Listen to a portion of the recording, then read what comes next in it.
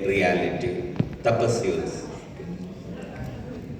Thank you, sir, for your very kind introduction, and good evening to all of you.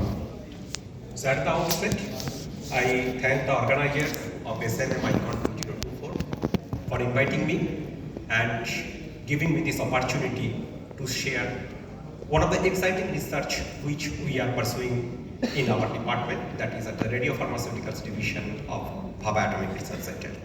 So as you can see, the title of my presentation is Targeted Therapy with Radiolabeled Antibody-Drug Conjugate. Can it be a reality?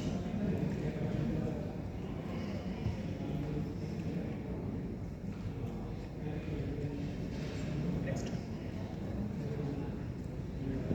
So I think I need not tell this audience what is an antibody, but for the sake of the students, you may be knowing that antibody is used in different ways for the treatment of different types of human maladies. It can be used as immunotoxin, where an antibody is coupled with a toxic substance. Naked antibody can also be used. You have of course heard about the radioimmunoconjugate, where the antibody is coupled with a radionuclide, and of course the antibody-drug conjugate, where antibody is coupled with a drug which is more popularly known as ADC. But when we search in the literature about the radiolabeled antibody-drug conjugate, we hardly find any document, and what I would find is that only a small abstract by a Japanese scientist. So there is basically no report about the formation of antibody-drug conjugate in the literature. This also of course is known to you that there are two radiolabeled antibodies which have been approved way back in 2002 and 2003 by US FDA, known as the Zevalin and Vexar, for the treatment of the B-cell lymphoma. And this is also known to you that these are not nowadays used.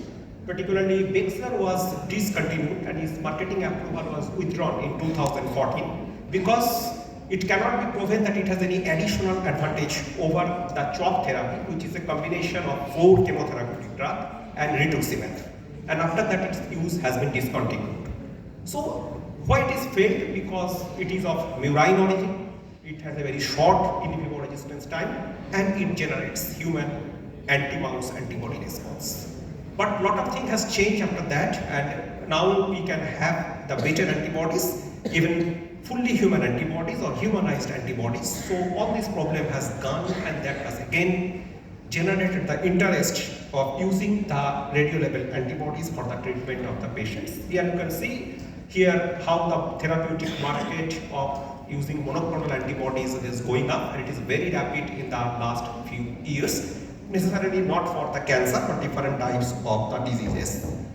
And again, as I told, that it has generated renewed interest, and in India also several hospitals are now carrying out the clinical trials, like Tata Memorial Hospital, Radiation Medicine Center, JIPMAR. Even just now Dr. Manish told they are also preparing radiolabeled antibodies for different purposes. But we don't know whether it will be successful till now. So the question obviously comes, when the radiolabeled antibodies are not successful or not established at this moment, even after 20 or 25 years of effort, is it really worth to do even further complicated thing, that is radiolabeled antibody-drug conjugate? So at this moment, I don't have any answer, but I just want to quote from one German polymath, Johann Wolfgang, that daring ideas are like chessmen move forward. They may be beaten, but they may start a winning game. So with this little preamble, let me tell you what we have done in a radiolabeled antibody-drug conjugate. So you know what is an antibody-drug conjugate, where an antibody is coupled with a cytotoxic drug. The reason is that monoclonal antibody has a very high degree of target specificity. It targets the antigens which are overexpressed in the tumor cells. And if you can couple with a drug with that, you can have the cytotoxic effect of the drug to kill the cancer cells. And you can see here the growing market of the antibody-drug conjugate, and it is expected to touch the mark almost $20.5 billion at the year 2030. And here you can see some of the antibody-drug conjugates which have been approved by the US FDA. this is, I think there is one drug in 2022, but I was not very sure whether it is approved by the US FDA. So roughly 4 to 5 antibody-drug conjugate has been come out in the last 3 or 4 years. The market is growing very, very fast. Now, why we want to do the radio labeling of the antibody-drug conjugate? The reason is very simple. We want to make it more cytotoxic, because even if it is very specific, the antibody can take it to the cell surface, and if the tumor is large, the tumor cells which are present inside the lung may not be killed by the drug. But if we can put an additional payload of a radionuclide, it will be able to kill the cells which are even deeply seated inside the tumor. With that idea, we started working in developing radio-labeled drug conjugates, and what we have done is that we have chosen one antibody known as rituximab, and the drug is chlorambucil. Both are US FDA approved drug used for the treatment of different types of the blood cancers. Now, what we have done is that we have developed 2 compounds. One is a radio-labeled antibody, coupled with the DOTA for facilitated radiolabeling, and other one is the rituximab chlorambucil along with DOTA, that is ADC, labeled with the bifunctional chelator for radiolabeling. I am not going to the much details about how we have made it. Lot of optimization studies have been done, but it is beyond the scope here to discuss all these things in the limited time. As you can see here, we have first combined the rituximab chlorambucil in different conditions, different incubation time, incubation temperature, molar ratios. So the different numbers of chlorambucil moieties are added here. And we have determined these with different types of the experiments like multi-top experiments or other analytical techniques. After that, we coupled again this antibody-drug conjugate with a bifunctional chelator, that is para-instance benzyl DOTA. But throughout in slide, you will see as DOTA, but basically DOTA represents para-instance benzyl DOTA. Again, we have optimized the radiolabeling conditions, different types of incubation, different molar ratio, etc. I am not going to that much details, and we can manipulate and we can decide how much or how many bifunctional chelator we want to add in the system, because at the same time we run the immunoreactive fraction to know how much immunoreactivity of the antibody is getting compromised with these additions. Now we have done the radiolabeling with 177 lutetium, a simple process, just incubated at 37 degrees Celsius for 30 minutes, and then purified it by the PD10 column to get the pure radiolabeled antibody drug conjugate. Similarly, we have coupled the BFCA with the antibody to get the DOTA rituximab, and again radiolabeled under the very similar condition to get the radiolabeled antibody, just for the comparison purpose. Even we have prepared under the same condition radiolabeled drug, but I am not showing it because the things will be more complicated if I take so many varieties here. So again, we have now characterized this with the HPLC, radio HPLC. You can see here lutetium. This is the lutetium DOTA rituximab chlorambucil conjugate, and this is lutetium labeled antibody DOTA rituximab. So after that, we have done some biological evaluation to understand what is happening actually. You can see here, this is not the radio-labeled antibody. This is the normal antibody-drug conjugate. That is the cold counterparts. And this blue color, you can see it is the antibody-drug conjugate. Pink is the antibody, and this is the drug, that is the chlorambucil. And you can see, you take it at any concentration, the ability to kill the cancer cell is higher for the antibody-drug conjugate, even with respect to antibody, even with respect to the drug. So it is proven, and it is already known that antibody-drug conjugates are better than the antibodies in controlling the cell proliferation. Now coming here to study the binding, inhibition and radiotoxicity of the radio-labeled rituximab and rituximab chlorambucil conjugate. Here you can see this is the binding of the radio-labeled or lutetium-labeled antibody-drug conjugate, and it gets inhibited when you add additional rituximab. That shows the specificity. Similarly, here we have done the same experiment but added extra chlorambucil. But you see that here the inhibition is much less, which is quite expected because the target specificity is due to rituximab. And again, finally, we have taken the radio-labeled antibody just for comparison purpose. You can see the binding, and again it drastically comes down when we add the addition. the rituximab, that shows its target specificity is maintained even after doing so much of manipulation. And here you can see the toxicity, cytotoxicity or radiotoxicity. Here this blue color is for radiolabeled antibody and this gray color is for radiolabeled antibody-drug conjugate. We have taken different amount of activity, different microcurie of activity, and we have seen always the cytotoxicity or radiotoxicity of radiolabeled antibody-drug conjugate is higher. Particularly the more the activity, it is better. Its cell killing effect is better.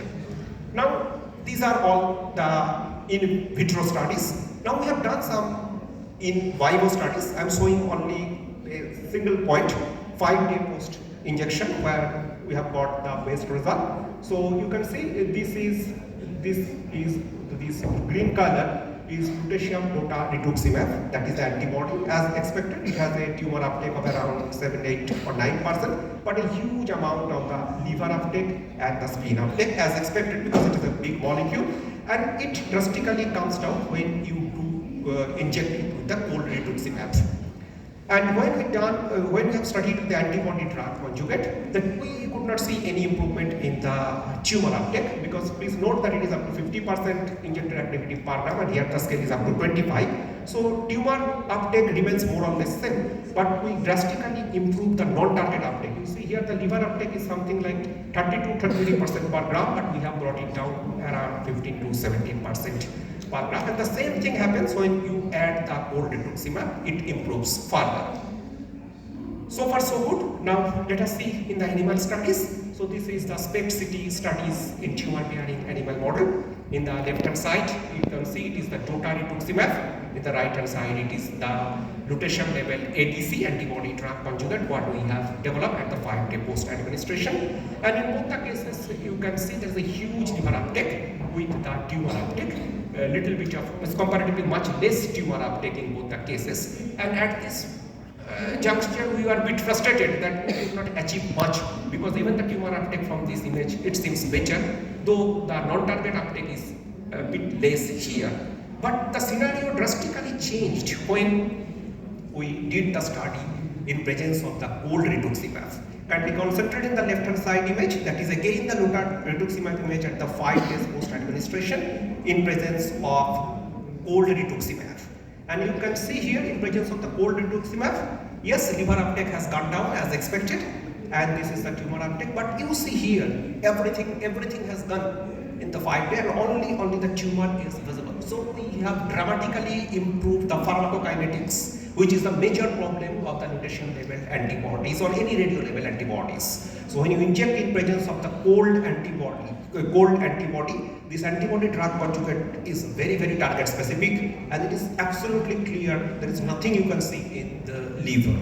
So even we have done the therapeutic efficacy studies with that, but I have not included those studies here.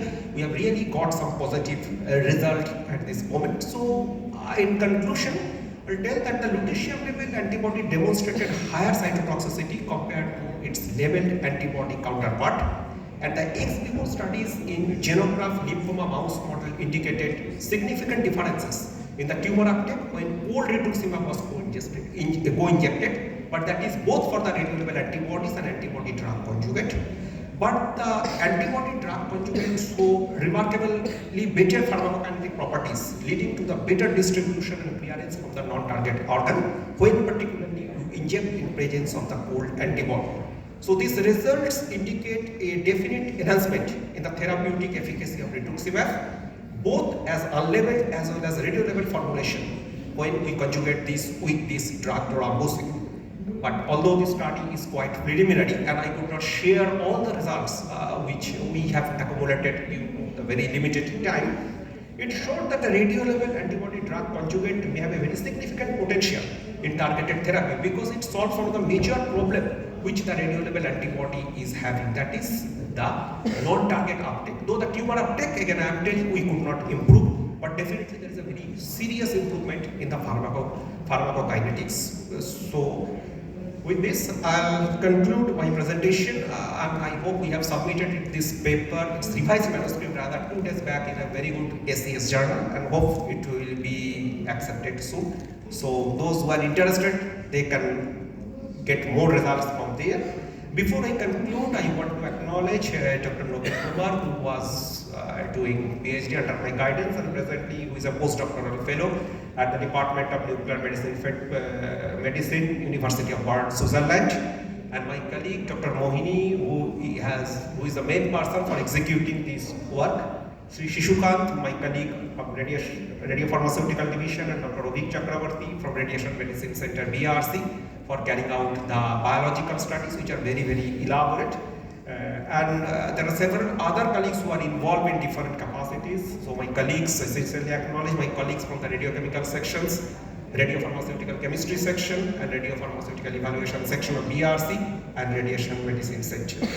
I also sincerely thank the organizers of SNM Icon 2024, particularly the organizing chairman, Dr. Kamalesh Sharan, and co-chairman, Mr. Radhakrishnanji, for kindly inviting me and giving this opportunity to me. And last but not least, thank you all for your patient listening. Thank you. Thank you, Tapas, for that wonderful presentation of a very, very nice, impressive work. Thank you, sir. And you finished in time, sharp in time. We have time for questions. Yes, Dr. Baljinder Singh.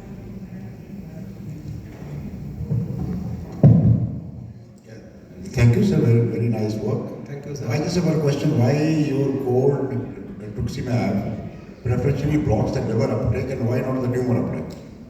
Pardon, sir? Will you repeat? Why you said you showed a slide your cold rituximab enhances the tumor uptake, but it blocks the liver uptake. Yes. What is the mechanism for that? How it blocks preferentially the liver uptake but not the tumor uptake? Sir, it's very difficult because this is one of the question of the reviewer what we faced. It's really difficult. Only thing is that when we administer cold rituximab, it remains in the blood for longer time, and this cold most probably blocks the liver. It has uptake. But at the same time, you may ask that why it is not reducing the tumor target also. But we have seen there is not much effect in the tumor, but very significant effect in the liver. And basically, as I told, that we have not improved the tumor uptake. Tumor uptake remains more or less same, but we have definitely improved the pharmacokinetics. Me and the reviewer are thinking on the similar lines. Pardon, sir? Me and the reviewer is thinking on the similar lines. Yeah, yes. I hope you are not one of the reviewers. Any other question? Yeah. So you told me the cold rituximab. Can you tell us about what does actually mean the cold rituximab? Yeah. The non-cold. Cold rituximab means we are injecting the unlabeled rituximab along with the radiolabeled preparation. It's a co-injection. You are injecting lutetium-labeled rituximab along with some non-labeled rituximab. That even practice in case of radiolabeled antibodies, some of the doctors use. Even in chemotherapies? Yeah, yes. Thanks. We have time for one more question. If there are no more questions, let us thank Dr. Tapas for a very wonderful. Thank you, madam. The last speaker.